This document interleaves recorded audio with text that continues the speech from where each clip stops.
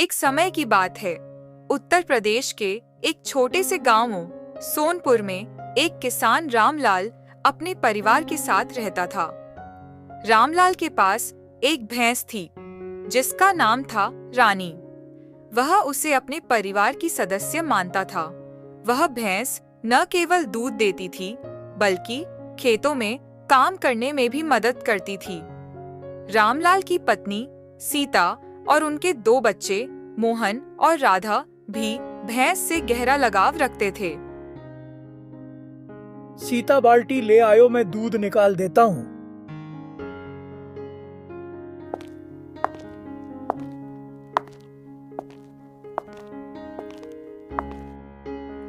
ये लीजिए बाल्टी।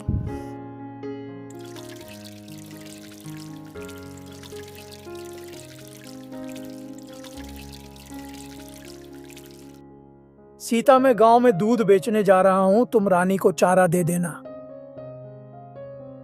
गांव के लोग रामलाल की भैंस की प्रशंसा करते नहीं थकते थे। उसकी सेहतमंद काया और दूध की गुणवत्ता के कारण गांव के अन्य किसान भी रामलाल से सलाह लेते थे कि वह अपनी भैंस की देखभाल कैसे करता है। रामलाल भाई, तुम्हारी भैंस रानी तो सच में बड़ी कमाल की है जो इतना बढ़िया दूध देती हैं। आखिर ऐसा क्या खिलाते हो उसे तुम?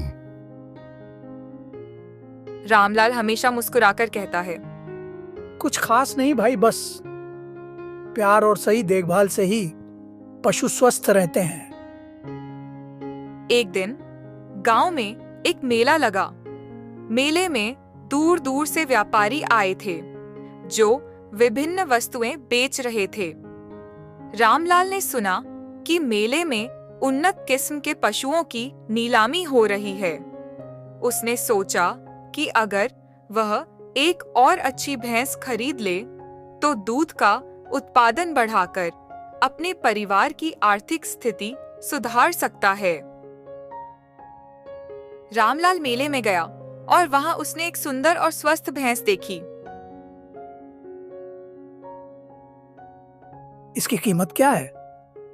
बस 5,000 रुपये की है और यह भैंस उच्च गुणवत्ता का दूध देती है और तो और इसकी देखभाल करना भी आसान है।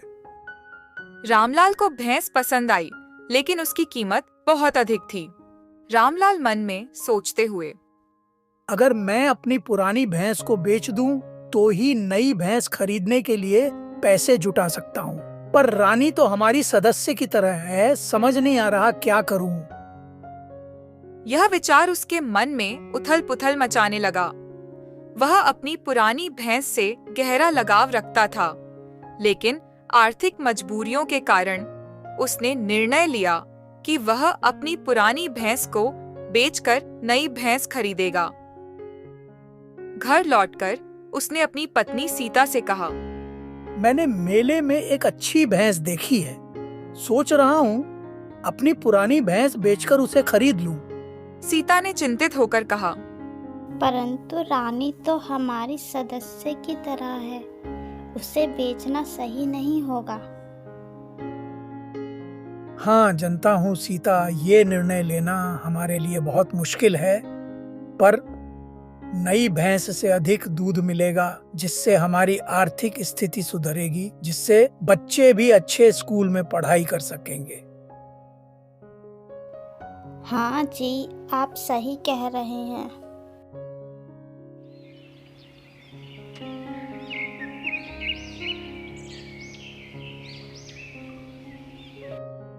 अगले दिन रामलाल अपनी भैंस को लेकर मेले में गया और उसे बेच दिया।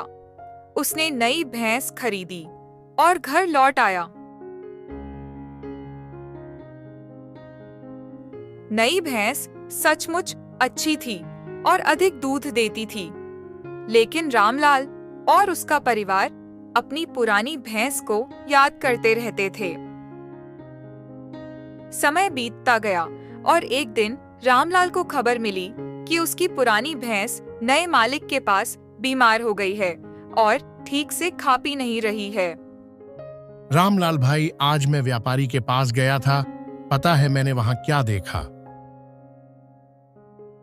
ऐसा क्या देखा आपने रमेश भाई? तुम्हारी भैंस रानी को देखा मैंने वहां पर, बिल्कुल बीमार लग रही थी।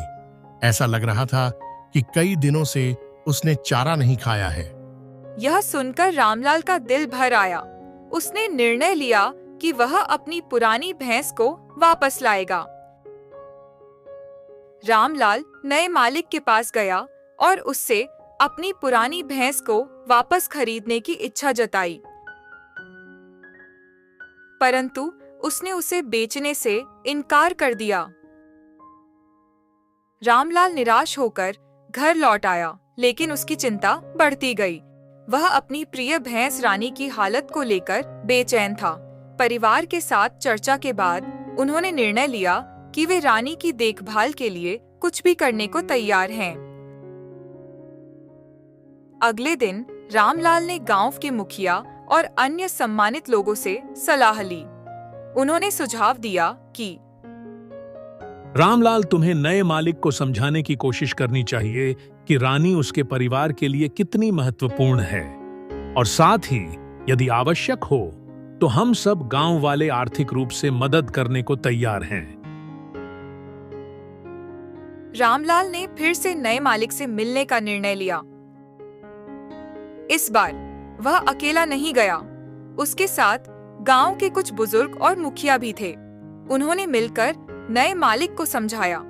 रानी सिर्फ एक भैंस नहीं है, बल्कि रामलाल के परिवार का हिस्सा है। रानी की वर्तमान स्थिति तुम्हारे लिए भी हानिकारक है, क्योंकि एक बीमार पशु से न तो अच्छा दूध उत्पादन होता है और न ही वह स्वस्थ रहता है। नए मालिक ने उनकी बातों को ध्यान से सुना और अंततः सहमति व्यक्त की। यदि रामलाल उसे पहले दी गई राशि वापस कर दे तो मैं रानी को लौटा दूंगा। गांव वालों की मदद से रामलाल ने आवश्यक धनराशि जुटाई और रानी को वापस अपने घर ले आया। घर लौटने पर पूरा परिवार खुशी से भर गया। सीता, मोहन और राधा ने रानी को प्यार से सहलाया और उसे उसके पसंदीदा चारे और पानी से स्नान कराया। रामलाल ने सुनिश्चित किया कि रानी को उचित देखभाल मिले, जिससे वह जल्द ही स्वस्थ हो सके। रानी धीरे धीरे स्वस्थ होने लगी और पहले की तरह दूध देने लगी।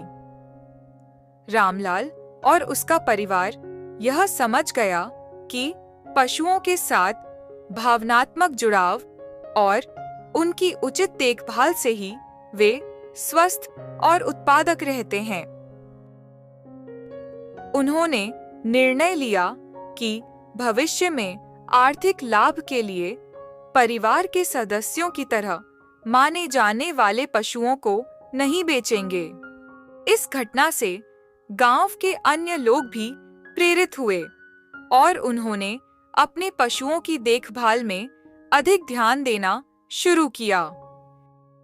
रामलाल की कहानी ने यह सिखाया कि प्यार, देखभाल और समर्पण से न केवल इंसान बल्कि पशु भी खुश और स्वस्थ रहते हैं, जिससे पूरे समाज का भला होता है।